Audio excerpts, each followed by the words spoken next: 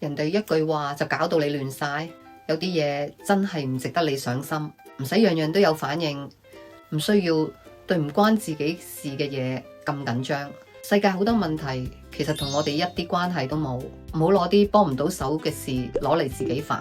有啲人總係覺得萬一佢拉我一把呢，其實對人太客套，刻意討好，自己唔舒服，人哋睇到你都走開啦。其實貴人真係遇到你，係因為你本身嘅吸引，唔係因為你嘅討好。唔好話戲入邊先會發生，其實現實都係咁噶。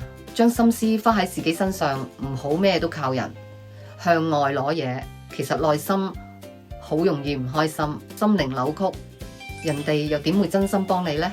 其實最得嘅人，永遠都係專心咁搞好自己，認真生活，唔使理人點樣睇，做好自己反而最吸引。咁向內求係啲乜嘢呢？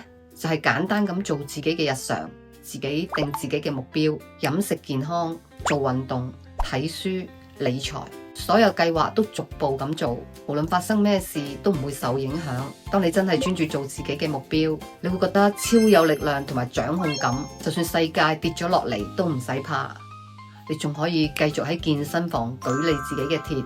人其實就係咁，多啲同自己內心傾偈玩下，熟咗就唔會怕人哋點樣睇你。大部分嘅人其實連朝頭早飲杯暖水都覺得冇咁重要，但係記得啦，起身先飲杯水，之後再覆人，個生活先會有秩序。只要你個心夠穩，世界自然浮你上去。越放鬆越容易上到頂。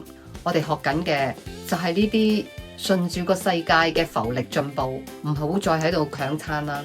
有冇邊句入到你心？留言 share 下，記得分享俾身邊嘅朋友一齊睇啦。關注迪安，一齊身心健康生活。